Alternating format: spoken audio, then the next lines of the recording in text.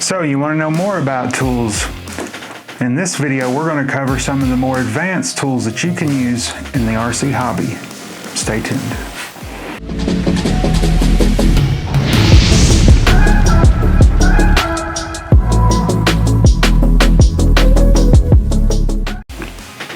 Okay, so here we have a lot of the kind of more advanced tools, and I use the word advanced kind of cautiously here because I think anyone can hop in and use these tools. I just don't know that this is the starting point for someone who's new to the hobby. So what do I have in front of me here? Well, I have a set of side cutters. Some might argue that these are a basic tool, that everyone should have these. They do come in handy in a lot of different situations. You can get a lot of different sizes. You can see that these have a bit of an angle to them. All different varieties. I think those are very helpful to have.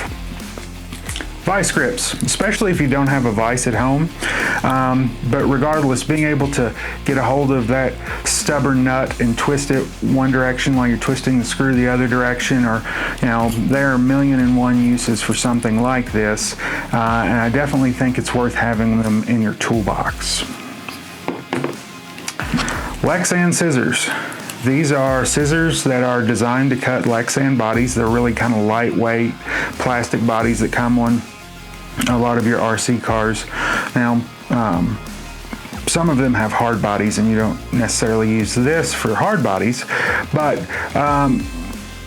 perfectly designed, work perfectly well for trimming out Lexan for bodies and body accessories. Along with that, files. This is a set of Husky files. There are 7 different ones in here. You just screw onto the handle. They have different shapes, some of them are wedge shaped, some of them are round. You're always going to find a good use for these. It's better to have them and not need them than to need them and not have them, and you will need them. I like to have some of these hobby picks. You can get these just about anywhere, but they help you to get down into tight spaces. They come with different shapes. This one's straight, this one's kind of a hook. I have another one that is a 90-degree angle. If you're going to be working on shocks at all, or if you're going to be working on the linkage for your vehicle, especially if you have a crawler and you're adjusting the wheelbase and that kind of thing, this little tool is made by Team Garage Hack, and what this allows you to do is hook this up to a power drill. You insert the rod end here, and it will spin it right onto the rod for you. So instead of having to crank it down by hand, which is monotonous and you know, not the easiest thing to do, you can use this instead. Along those same lines, if you're going to work with shocks at all, get a set of shock pliers. It is well worth it. These are designed to be able to grab a hold of a shock shaft and not mar it. So as you're unscrewing the end of your shock shaft, or if you're working on the valves inside of it, or whatever the case may be, absolutely worth it. And so you can see there, it will do multiple size shock shafts. You can see here and here. See it better when it's closed. Okay.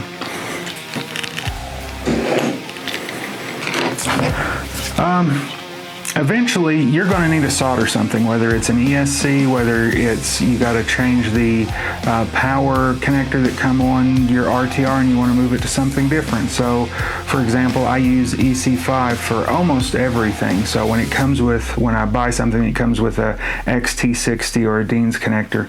I clip that off, strip the wires back, and that's all this does, is a wire stripper.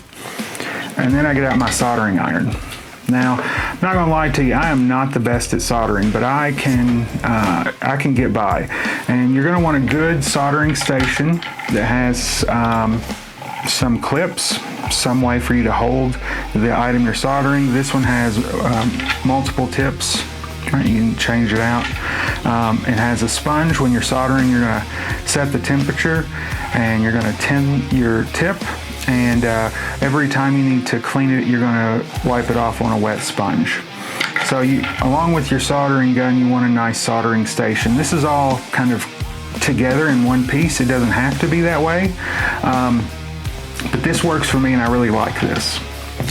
So you're also going to want to get into some of the more advanced electronics, and this is just one example. This is a Spectrum Smart ESC Programmer V2. So with programmable Spectrum ESCs, you can use this. I'm not going to go into all the detail of what's involved here, but pretty much anything on your Spectrum ESC, Spectrum branded ESCs, you can use this to program it. You're also going to see things like this. This is just a battery checker. This allows you to see the amount of voltage by cell for your batteries. And then one other thing to point out, and some of you may say, well gosh, why isn't this one of the basics, one of the things you should have all the time? Well, this is really nice. This is a Duratex stand. You know, it allows me to set something up here, set a crawler up here where the wheels, tires don't touch the ground. You can kind of spin it around. It comes apart into separate pieces. You can see the bottom part. I can hold screws and various pieces down in there. But I don't think this is something you have to get off the ground. I think this is nice. I think it's really very helpful when you're working on your vehicles a lot, but not a necessity. Well, that's it for today. These are some of the more advanced tools that you might consider as you're progressing through the hobby. You're doing more advanced tune-ups, you know, adding in or changing what's in there, moving from, you know, say brushless to a brushed motor or vice versa. This is the stuff that will take it to the next level. Is this everything? No way. There's still so many things that I haven't covered, so many things that you can, you know, we could do a second video just on how to adjust camber and toe and all the tools that go into that, and a lot of the racing guys, that's really important. So this is just the bare minimum of the kind of the more advanced stuff. As you are developing your own style and you're learning more, you'll know more about what you need and what works for you. So anyhow, thank you for taking time to watch this video. If you haven't, make sure to like and subscribe. Hit that little notification bell. It'll let you know when we post a new video. And until next time,